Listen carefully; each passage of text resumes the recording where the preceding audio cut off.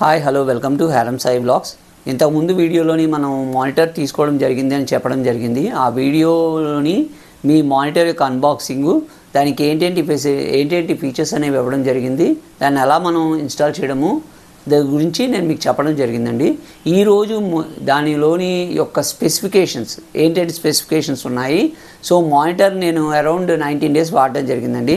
ఈ 19 daysలోని నాకు నచ్చినవి ఏంటి, నాకు నచ్చనివి ఏంటి అన్నది నేను మీకు ఈ వీడియోలోని చెప్పడం జరుగుతుంది. దీనిలో ఫీచర్స్ ప్లస్ మీకు కొంతమంది నాకు కామెంట్ సెక్షన్లో కూడా అడగడం జరిగిందండి, ఇది మాకు వాల్ మౌంట్ చేయడానికి అవుతుందా, లేదంటే ఈ టీవీని మనం ఈ మానిటర్ని మనం టీవీలో ఉపయోగించవచ్చా లేదా అనేది, దానికి సంబంధించిన విషయాలు కూడా ఈరోజు నేను మీకు చెప్పడం జరుగుతుంది. So get back to the video.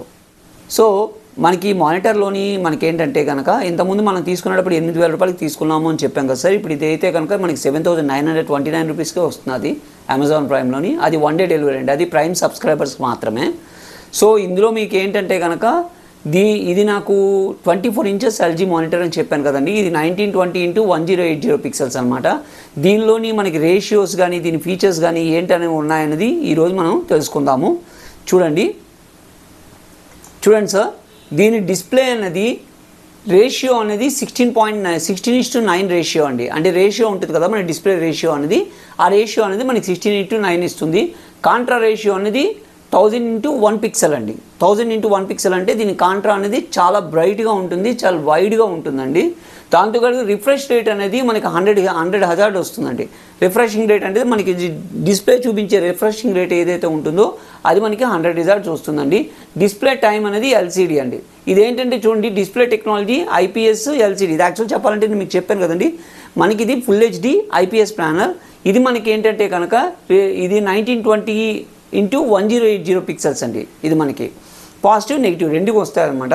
దీంతో పాటుగా మనకి ఏంటంటే ఈ యాంగిల్ అనేది 178 యాంగిల్ అనేది మనకి చూపిస్తుంది.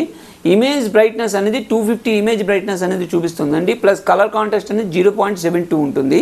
ప్లస్ పిక్చర్ క్వాలిటీ అనేది black stabiliser dynamic action synchronise ఉంటుందండి. అంటే మనకి ఏంటంటే చూసే ప్రతి పిక్చర్ క్వాలిటీని మనకి క్లారిటీగా క్రిస్టల్ క్లియర్గా చూపిస్తుందండి. సో దీనికి కూడా నేను ప్రీవియస్ చాలా మట్టుకు దీన్ని స్టడీ చేసి నేను ఈ మానిటర్ అనేది తీసుకోవడం జరిగిందండి. ఇక్కడ చూడండి, రిజల్యూషన్ అనేది మ్యాక్సిమం డిస్ప్లే అనేది మన 1920x1080 పిక్సెల్స్ అనేది ఇది మ్యాక్సిమం అవుట్పుట్ అనేది ఇది మనకి తీసుకోవడం జరుగుతుందండి.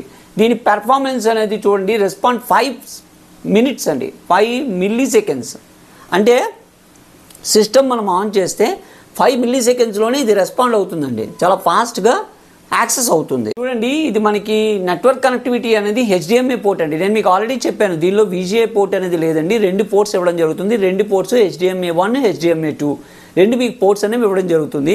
ఈ 2 పోర్ట్లలోని మీరు ఏంటంటే కనుక నేనైతే కనుక దానికి ఫైర్ స్టిక్ అనేది కనెక్ట్ చేయడం జరిగింది.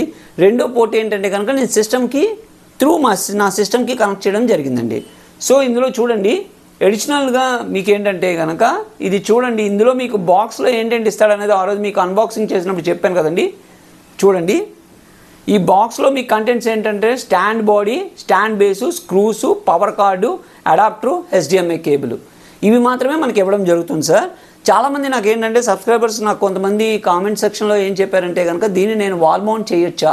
వాల్ మౌంట్ అయితే చేసుకోవచ్చు అండి. దానికి వేరే స్టాండ్ అనేది మీరు పర్చేస్ చేసుకొని దాన్ని మీరు వాల్ మౌంట్ చేసుకోవాలి. వీడైతే వాల్ మౌంట్ చేయడానికి ప్రత్యేకంగా స్క్రూస్ అనేవి ఏమి ప్రొవైడ్ చేయడండి.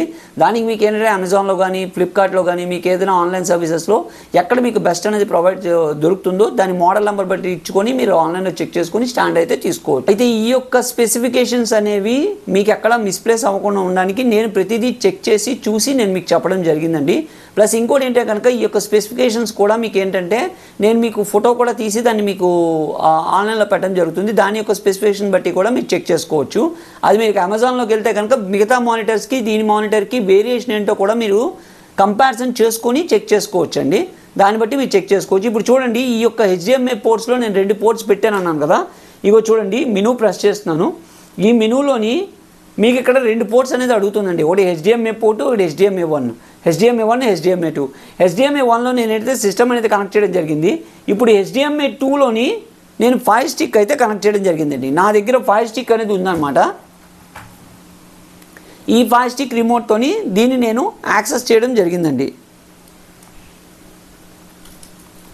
ఇగో చూడండి, ఇది మీకు ఏంటంటే కనుక ఈ స్పీకర్స్ అనేవి అవుట్పుట్ అనేది మీకు రాదండి. ఇది మనకి ఇన్బిల్ట్ మనకి స్పీకర్స్ ఉన్నాయి కదా, ఈ ఇన్బిల్ట్ స్పీకర్స్ ద్వారానే మనకి ఏంటంటే కనుక ఏవేవైతే మనకి యాప్స్ అయితే ఉంటాయో ఆ యాప్స్ని ఫైర్ స్టిక్లో చూసుకోవచ్చు. నేనేంటంటే కనుక నేను కొన్ని యాప్స్ అనేవి నాకు ఎయిర్టెల్ ద్వారా రావడం జరిగిందండి.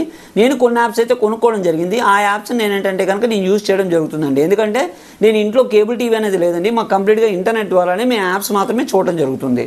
ఇప్పుడు చూడండి, అయితే ఇందులో మీకు ఏంటంటే కనుక ఫైర్ స్టిక్ టీవీలోని మీకు వాల్యూమ్ అనేది ఇందులో పనిచేయదండి. ఎందుకంటే ఇది ఆల్రెడీ ఇన్బిల్ట్ వాల్యూమ్ కదా, కాబట్టి ఈ వాల్యూమ్ కింద రిమోట్ పనిచేయదు. మిగతా యాక్సెస్ అంతా మీకు యాజ్ ఇట్ ఈస్గా కనిపిస్తుంది. ఇందులో కూడా మనకి వీడియో ఎలా వస్తుంది అన్నది కూడా నేను మీకు చూపిస్తానండి, ఒకసారి చూడండి.